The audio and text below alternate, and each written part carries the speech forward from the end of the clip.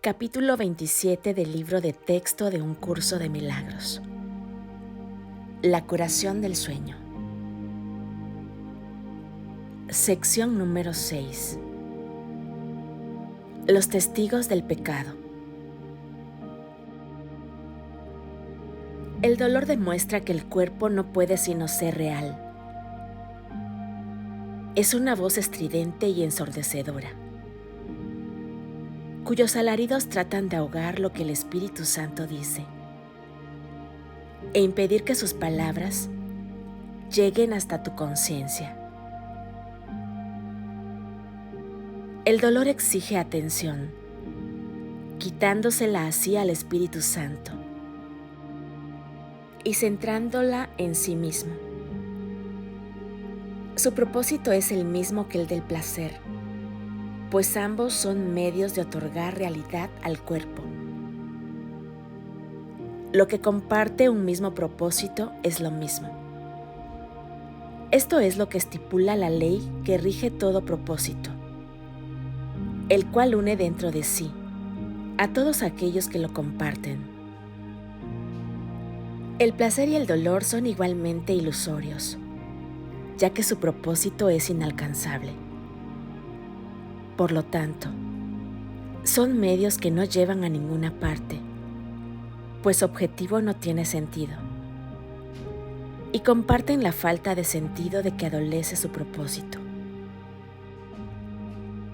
El pecado oscila entre el dolor y el placer, y de nuevo al dolor, pues cualquiera de esos testigos es el mismo, y solo tienen un mensaje: te encuentras dentro de este cuerpo, y se te puede hacer daño.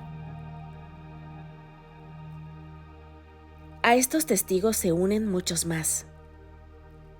Cada uno de ellos parece diferente, porque tiene un nombre distinto, y así parece responder a un sonido diferente. A excepción de esto, los testigos del pecado son todos iguales. Llámale dolor al placer y dolerá. Llámale placer al dolor y no sentirás el dolor que se oculta tras el placer. Los testigos del pecado no hacen sino cambiar de un término a otro. Según uno de ellos ocupa el primer plano y el otro retrocede al segundo. Es irrelevante, no obstante, cuál de ellos tenga primacía en cualquier momento dado. Los testigos del pecado solo oyen la llamada de la muerte.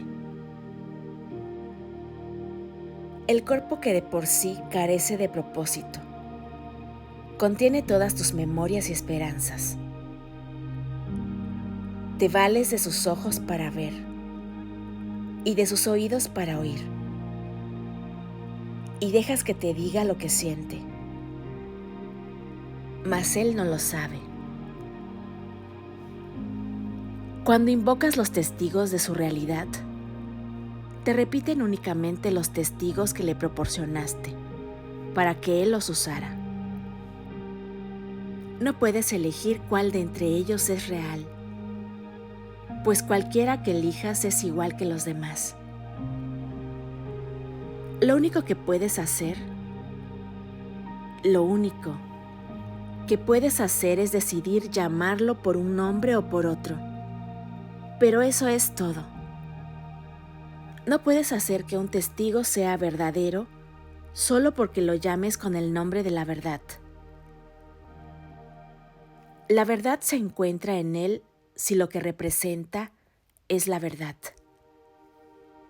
De lo contrario, miente, aunque lo invoques con el santo nombre de Dios mismo. El testigo de Dios no ve testigos contra el cuerpo. Tampoco presta atención a los testigos que con otros nombres hablan de manera diferente en favor de la realidad del cuerpo. Él sabe que no es real, pues nada podría contener lo que tú crees que el cuerpo contiene dentro de sí. El cuerpo no puede decirle a una parte de Dios cómo debe sentirse o cuál es su función.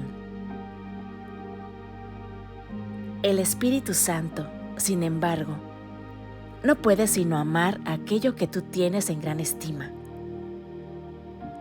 Y por cada testigo de la muerte del cuerpo, Él te envía un testigo de la vida que tienes en aquel que no conoce la muerte.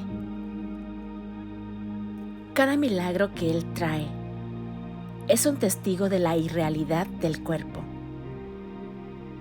Él cura a éste de sus dolores y placeres por igual, pues todos los testigos del pecado son reemplazados por los suyos.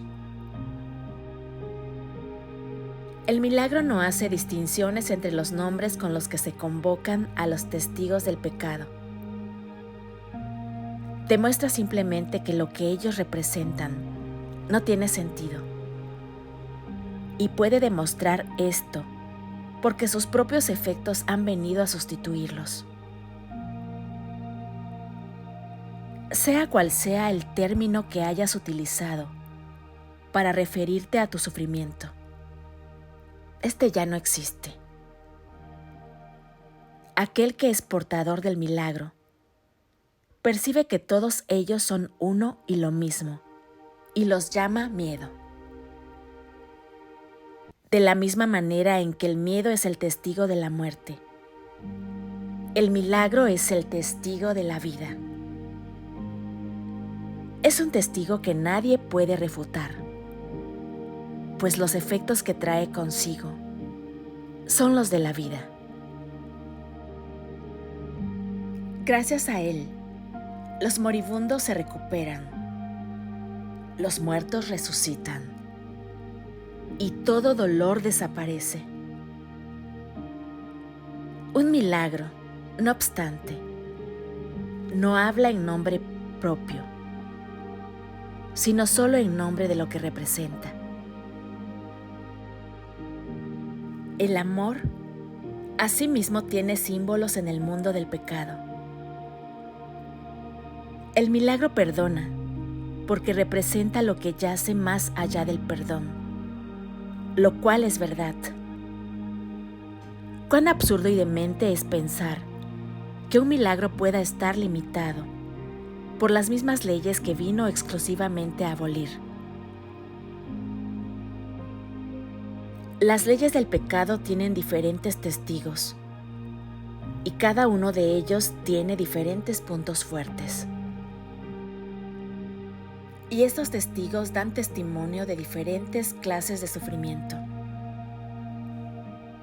No obstante, para aquel que envía los milagros a fin de bendecir el mundo, una leve punzada de dolor, un pequeño placer mundano o la agonía de la muerte no son sino el mismo estribillo, una petición de curación,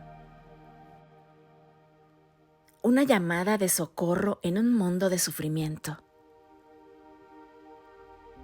De esa similitud es de lo que el milagro da testimonio. Esta similitud es lo que prueba. Las leyes que consideraban que todas esas cosas eran diferentes son abolidas, lo cual demuestra su impotencia. El propósito del milagro es lograr esto. Y Dios mismo ha garantizado el poder de los milagros, por razón de lo que atestiguan. Sé, pues, un testigo del milagro, y no de las leyes del pecado. No hay necesidad de que sigas sufriendo, pero sí de que sanes, ya que el sufrimiento y la angustia del mundo han hecho que éste sea sordo a su propia necesidad de salvación y liberación. La resurrección del mundo aguarda hasta que sanes y seas feliz, para que puedas demostrar que el mundo ha sanado. El instante santo sustituirá todo pecado solo con que lleves sus efectos contigo. Y nadie elegirá sufrir más. ¿Qué mejor función que esta podría servir? Sana para que así puedas sanar y evitarte el sufrimiento que conllevan las leyes del pecado. Y evítate el sufrimiento que conllevan las leyes del pecado. Y la verdad te será revelada por haber elegido que los símbolos del amor ocupen el lugar del pecado.